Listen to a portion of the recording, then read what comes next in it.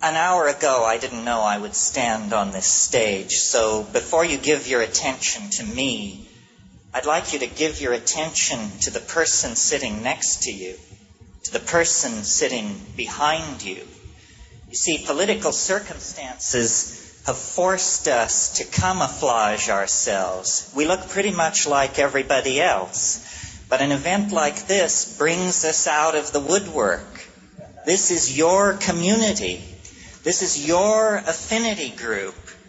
Whatever you need, somebody in this room knows how to get it.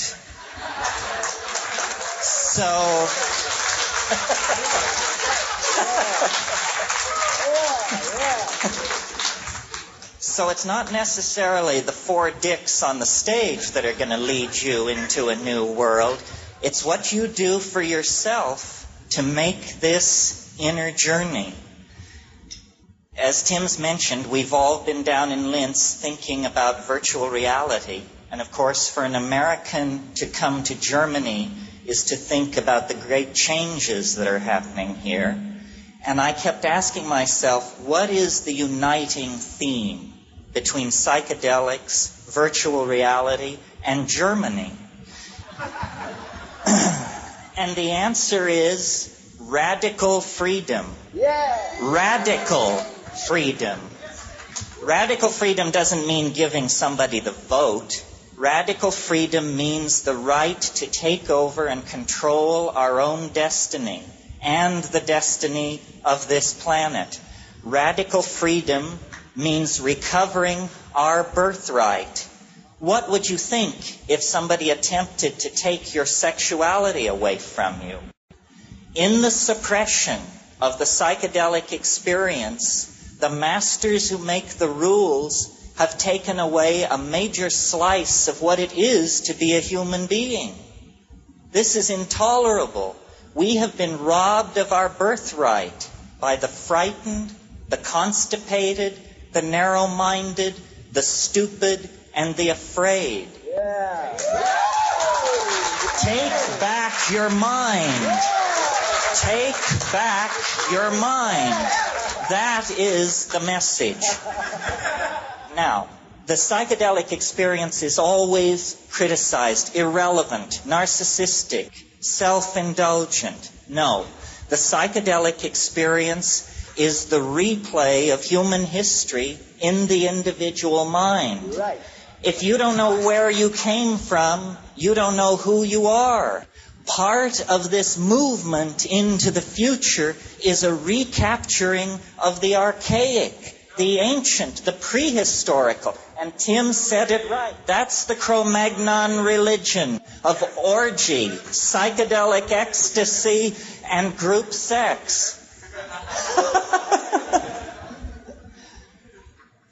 Well, how do we get from where we are to where we want to be? And why is it so difficult? Well, I think it's difficult because we have a lousy way of communicating. We communicate with words. Words are small mouth noises. Small mouth noises are a very low-grade channel of communication.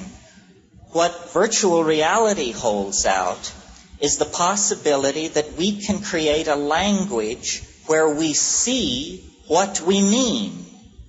If we could see what we mean, we would have a kind of telepathy. Anyway, the last point I want to make, because I think this is very important. We all talk about psychedelics, the impact on ourselves, the individual experience.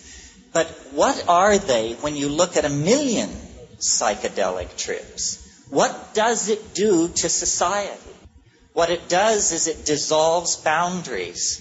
It dissolves the ultimate boundary, which is the ultimate fuck-up, which is ego. Ego is something invented by frightened people 20,000 years ago as a way to suppress women, as a way to suppress sexuality, as a way to suppress the wonder inherent in the world. Psychedelics are catalysts for the human imagination. We were called forth out of monkey existence by the fact that we had strange eating habits.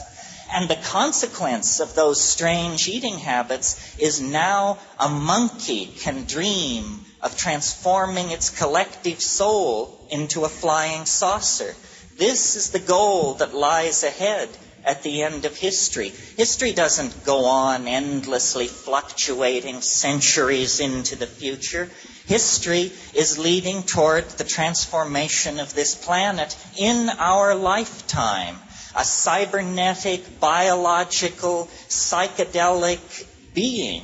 The collectivity, not only of humanity, but of all life on Earth, is struggling to be born. The entire universe of matter is the womb of mind. And it is the task of human beings to lead the collectivity of humanity out of the labyrinth of matter and into the realm of the imagination. The imagination is where we're all going to live. The imagination is the only place where the human soul is at home. Well, listening to Tim, one thing occurred to me that I wanted to leave with you, and that is what this is all about in political terms is the empowerment of direct experience. We all are sold a bill of goods. Maybe you remember the Bob Dylan song where he says, "It is not he or she or them or it that you belong to." This is what psychedelics teach you. We're not going to learn it from Der Spiegel, from Time magazine. It doesn't come like that. Direct experience, your opinion, your feelings, your sexuality is the only real thing in your universe. Don't transfer loyalty to ideology, to money, to party, to friends. All of these things are outside of the core of your reality, and centuries of programming have been laid on to all of us to take away the power of our own direct experience. This is why psychedelics are illegal. They don't care whether people jump out of windows or any of that. They're not interested in public health. They do not want people to take back their minds. And we're going to take back our minds. Soon. The sooner the better. That's really, to my mind, the bottom line. That's why this thing has potential world consequences.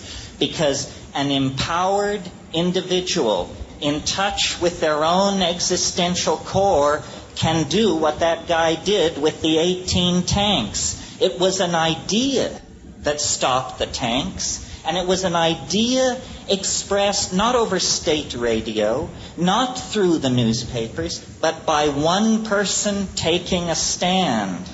You know, a great American philosopher, and I hope it was Emerson, said... No, it was Emerson. said, if you are right, you are a majority of one. You are a majority of one. And this is what we all need to realize. We are responsible for ourselves, and we will set the agenda for the human future. The mushrooms once said to me, you must have a plan. If you don't have a plan, you will become part of somebody else's plan.